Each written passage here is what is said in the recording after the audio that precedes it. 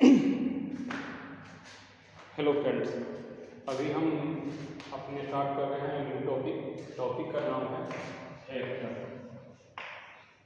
Vector बहुत ही important चीज़ है और स्टार्ट होता है यहीं से फिजिक्स, इसलिए मैंने स्टार्टिंग टॉपिक में लिया है वेक्टर। और वेक्टर के बारे में पढ़ते हैं क्या कि vector is a physical quantity. Vector के लिए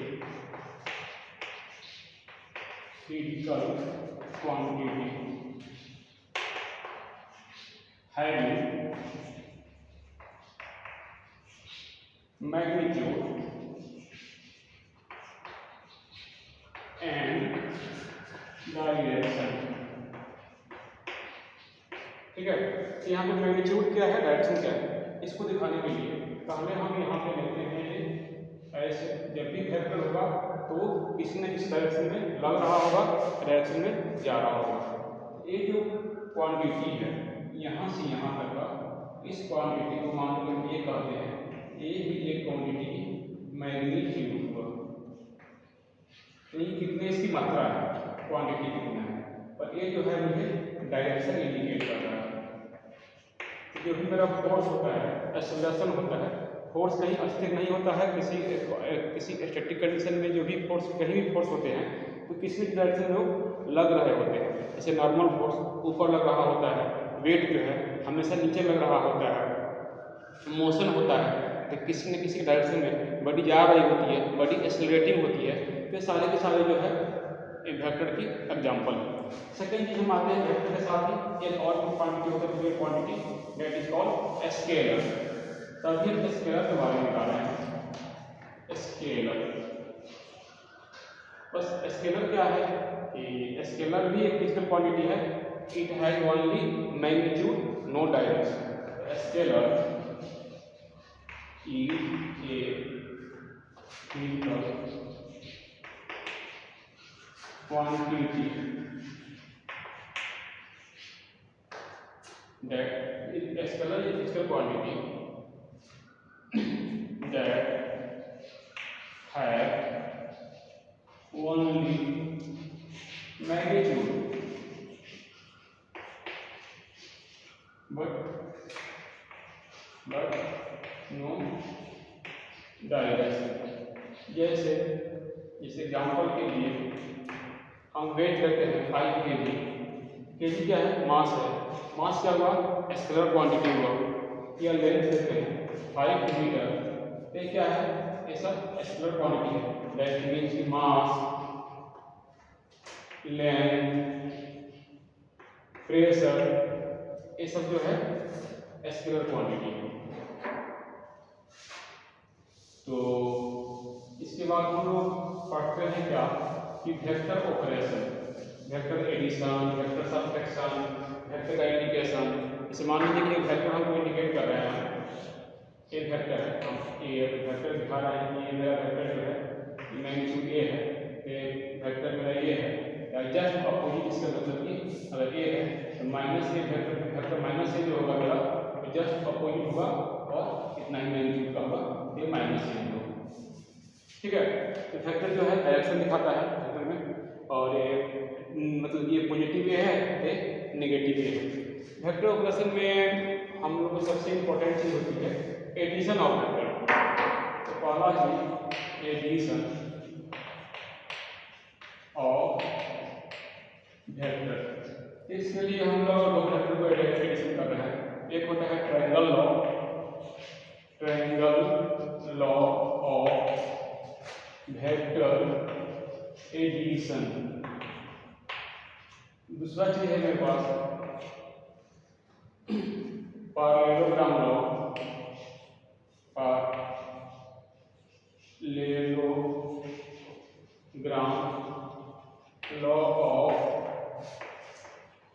vector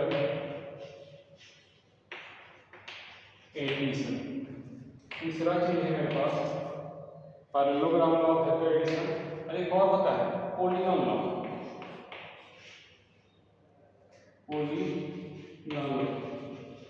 of vector addition. Polygon law क्या है, जस्ट ट्रायंगल लॉ और पैरेललोग्राम लॉ का ही एक्सटेंशन है पॉलीगॉन लॉ, मेनली यही दो लॉ है जो वेक्टर के एडिशन के लिए। जैसे कि हम देखने सकते हैं कि वेक्टर एडिशन होते कैसे हैं, कैसे हम वेक्टर को ऐड करते हैं। तो पहले हम देखते हैं ट्रायंगल, क्योंकि एक चीज और बता दूं पहले कि वेक्टर जो है इसमें डायरेक्शन है और मैग्नीट्यूड है। तो 5 न्यूटन फोर्स में हम अगर 5 न्यूटन फोर्स ऐड करें, इसका वैल्यू हमेशा 10 होना पॉसिबल नहीं है। 10 हो भी सकता है, नहीं भी सकता है, डिपेंड करता है कि 5 न्यूटन का डायरेक्शन क्या है, इसका डायरेक्शन क्या है। जैसे कि 5 न्यूटन प्लस 5 न्यूटन की वैल्यू जो है वो क्या हो सकती है, मैक्सिमम हो सकता है कि माइनस इसकी वैल्यू जो है, इसका वैल्यू कहाँ से कहाँ हो सकती है, या तो दोनों नेगेटिव हो या दोनों पॉजिटिव हो, तो उसके बीच में हो। तो -10 न्यूटन से लेके इसका जो एफ नेट होगा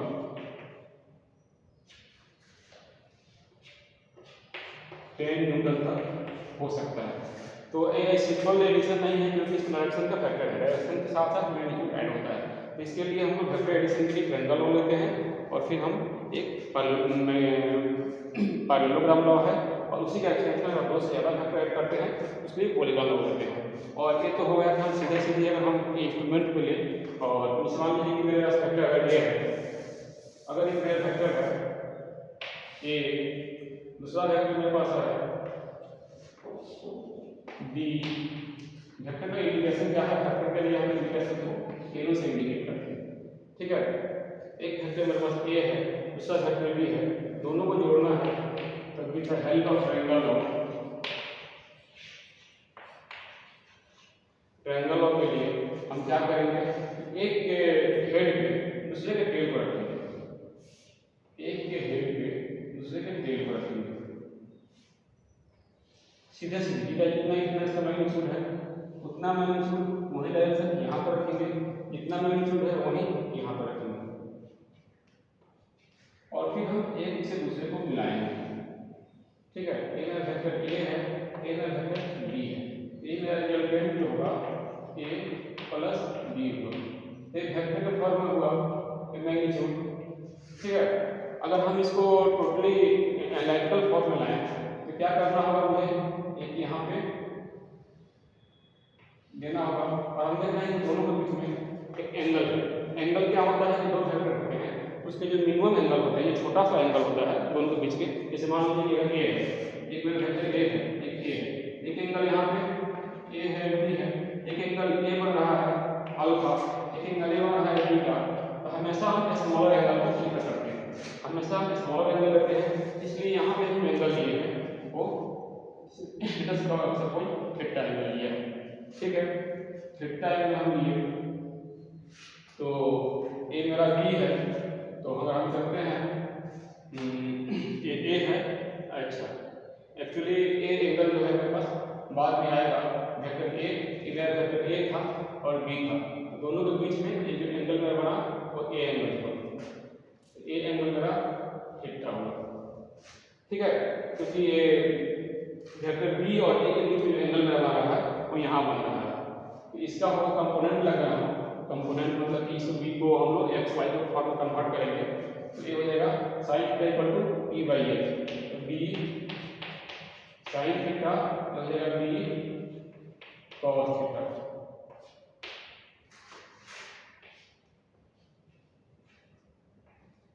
ठीक है। तो इसका रिजल्टेंट क्या होगा, रिजल्टेंट हम पाइथागोरस से निकाल सकते हैं। रिजल्टेंट जो मेरा होगा एनआईटी वो हो जाएगा मेरे पास a plus b cos theta का square plus b sine theta का स्क्वायर। तो इसको हम सिंप्लीफाई करेंगे, ए स्क्वायर प्लस अगर हम आर के स्क्वायर लिख दें यहाँ पे, बाद में आर निकाल लेंगे, B square cos square theta plus 2 A B cos theta plus B square sine square theta. फिर इसको हम सिंप्लीफाई करेंगे, A square plus B square cos square theta plus sin square theta plus 2ab cos theta a square plus b square और इसका value 1 होता है plus 2ab cos theta. तो r square का मतलब ये a square plus b square plus 2ab cos theta. तो r का वैल्यू हम निकालना होगा, r को सर्कल हो जाएगा, r की तरफ बस आएगा resultant a square plus b square plus 2ab cos theta. ये एनालिटिकल फॉर्म या तो हम पूरा कोई दो फैक्टर को मेजर करें, यहाँ पे रखें इसका वैल्यू यहाँ पे, फिर इस पे इसको रखें और इसी को लेवल को मेजर करें, ये मेरा रिजल्टेंट होगा, या फिर एनालिटिकल a और b एंगल भी a और b निकाल सकते हैं। दूसरा चीज हो रहा है कि रिजल्टेंट जो है वो वेक्टर ए पे कितना एंगल बना है, ए का अल्फा बनेगा। ये अल्फा एंगल का आसान है कि alpha equal to b sine theta upon a plus b cos theta. ठीक है, ए एंगल यहाँ पे बना रहा है। दूसरा चीज चलते हैं कि ट्रायंगल के साथ साथ पैरेललोग्राम। पैरेललोग्राम वाली वेक्टर जैसे हम फिर से रिपीट कर रहा हूँ कि वेक्टर जो है 5 into 5 not equal to 10, 5 plus 5 Newton not equal to 10 Newton because in the 5 Newton force have a direction। और डायरेक्शन है, डायरेक्शन कंसीडर करने के लिए हमको एक अलग से लॉ लेना पड़ता है डायरेक्शन के लिए, इसको हम लोग बोलते हैं ट्रायंगल लॉ, पैरेललोग्राम लॉ। और यही पैरेललोग्राम लॉ को एक्सटेंशन करेंगे तो ट्रायंगल मतलब मेरे पास पॉलीगन लॉ आएगा। जैसे कि पहला ट्रायंगल ट्रायंगल लॉ में क्या है, एक के हेड पे दूसरे के टेल को हमने रखा था ए बी। ठीक है, अब हम चलते हैं parallelogram law.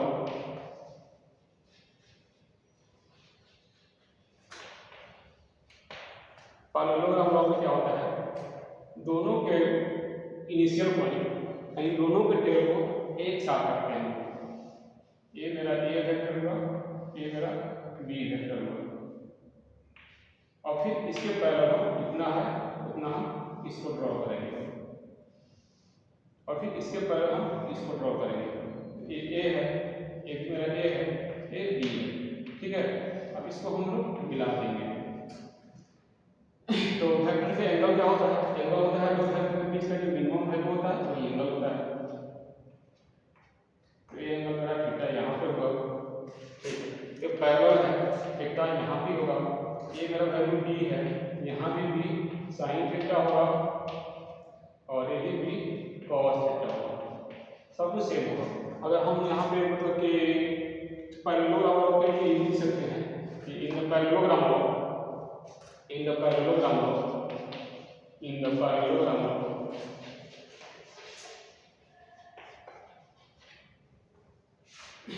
we match initial point of two vector and draw a parallelogram। V coincide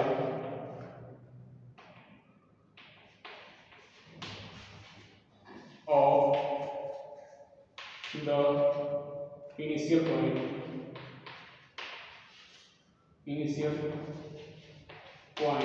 of both vector and then draw a parallelogram. ठीक है, तो यहाँ पे हम इसके ग्राफ हम लोग निकाल सकते हैं। अब यहाँ भी हम देखते हैं कि ये थीटा होगा, तो रिजल्टेंट मेरा क्या होगा, रिजल्टेंट हम पैरेललोग्राम ड्रॉ करते हैं। ये मेरा आर होगा, r vector a plus vector b, r क्या होगा वेक्टर ए प्लस बी। अगर आर को निकालते हैं यहाँ से, आर से formula a plus b cos theta का whole square plus b sine theta का होल स्क्वायर। ठीक है, तो इसको आर को हम निकालने के लिए वही काम सब कुछ करेंगे हम, जैसे किए थे आर स्क्वायर कर देते हैं A square plus B square cos square theta plus 2ab cos theta plus b square sin square theta. फिर हम सिंपलीफाई करेंगे, ये साइन स्क्वायर थीटा का परफेक्ट फॉर्म हो जाएगा a square plus b square plus 2ab cos theta. तो फिर resultant equal to a square plus b square plus 2ab cos theta. ये मेरा रिजल्टेंट बन गया है। यहाँ भी हम देखते हैं कि एंगल में resultant with the side a। Angle जो होगा, अगर हम एंगल लेते हैं तो ये एंगल अल्फा लेंगे, हम अल्फा एंगल लेंगे तो टेन अल्फा जो होगा b sign theta upon a plus b cos theta. अब यहाँ पे हम रिजल्टेंट जो लिए हैं और रिजल्टेंट से कुछ कंडीशन हम लोग देख सकते हैं। रिजल्टेंट कंडीशन किस आएगा, r मैक्स कब होगा, r मैक्स कब होगा जब थीटा का वैल्यू जो है ये 0 यानी कि 0 होगा a प्लस b, ठीक है। r मैक्स होगा theta r max e theta equal to 0। तो 0 होता है क्या होता है cos 0 इक्वल टू 1 होता है, तो हो जाएगा r मैक्स का वैल्यू a प्लस b हो जाएगा, ठीक। सिमिलरली r मिनिमम का होगा, r मिनिमम जो होगा जब e इधर जा रहा हो और b इधर जा रहा हो तो r मिनिमम होगा, r मिनिमम जो होगा मेरे पास e theta equal to angle कितना है पाई होगा, r मिनिमम जो होगा मेरे पास मिनिमम वैल्यू r का कितना होगा a माइनस b, ठीक है। तो इससे हम ट्रायंगल और एक और चीज देखना था हमारे पास पॉलीगॉन, क्योंकि ये तो हो गया दो फैक्टर के जोड़ने के लिए। If we have more than 2 factor, अगर हमारे पास दो से ज़्यादा फैक्टर है तो उसके लिए एक नया लॉ यूज करते हैं, उसको हम कहते हैं पॉलीगॉन लॉ। तो पॉलीगॉन लॉ का मतलब देखते हैं हम क्या कर सकते हैं पॉलीगॉन लॉ के लिए। अगर हमारे पास एक फैक्टर यहाँ पे है, एक फैक्टर यहाँ पे है, एक फैक्टर यहाँ पे है, इसको अगर जोड़ना हो, एक फैक्टर मान लीजिए यहाँ पे a b c d, ये सारे फैक्टर को जोड़ना हो तो पहले हमने क्या किया, a को यहाँ पे किए ट्रायंगल लॉ से करते हैं हम। तो a को यहाँ पे है, इस पे इसको रखेंगे, b को फिर इस पे इसको रखेंगे, जितना मैग्नीट्यूड है और जैसे है वैसे c को, ठीक है। फिर इस पे हम इसको रखेंगे d को और फिर मिला देंगे एक रिजल्टेंट को, ठीक है। ट्रायंगल लॉ से चल हम उसको फिर से एक बार कर दे रहे हैं, सिंपल सी बात है। अगर एक फैक्टर यहाँ है, एक फैक्टर यहाँ है, एक फैक्टर यहाँ है, तो ट्रायंगल लॉ से जोड़ना है। तो इस पे हमने फैक्टर a लिया, इस पे हमने फैक्टर b लिया, इस पे फैक्टर हमने जितना मैग्नीट्यूड है उतना c लिए और ये जो वैल्यू होगा मेरा रिजल्टेंट होगा, ठीक है। इसी को हम लोग ट्रायंगल लॉ से देखा, तो ट्रायंगल लॉ से हम लोग स्क्वायर करते हैं। पहला रिजल्टेंट मेरा ये हुआ a का, और इस रिजल्टेंट में हम फिर इस रिजल्टेंट में हमें फिर एक और फैक्टर रखा c हुआ, फाइनल रिजल्ट का a मिला। ये जो है r a प्लस b है और ये जो है a plus b plus c है। अगर हम इसे देखते हैं पैरेललोग्राम लॉ से, पॉलीगॉन लॉ,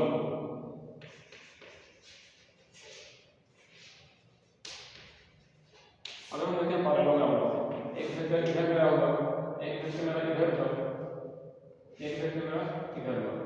इसको पैरेललोग्राम लॉ से होते हैं। पहले हम करेंगे इस दोनों में पैरेललोग्राम, बस इसको इधर कर देते हैं। तो पैरेललोग्राम से हम पहले इसको ऐसे करके पैरेललोग्राम बना के ए रिजल्टेंट निकाल लिया, a b c, a r A plus b मिला, ठीक है। और इसके बाद इस वेक्टर को आर और इसे एकदम पैरेललोग्राम ड्रॉ करेंगे। ये क्या होगा, इसको इतना और फिर इसको हम मिलाएंगे और फिर इसको हम मिलाएंगे। ये जो वेक्टर मेरे पास होगा आर ए प्लस बी प्लस सी होगा। ये हम विद हेल्प ऑफ पैरेललोग्राम इस तरह से हम लोग निकाल सकते हैं। यहाँ ए लिए हैं हम, तो ये बी है, ये ए है, ठीक है, ये सी है और ये जो है आर है, R1 है, ये आर रिजल्ट आर फाइनल। इस तरह से हम लोग वेक्टर को ऐड कर सकते हैं। Okay, thank you.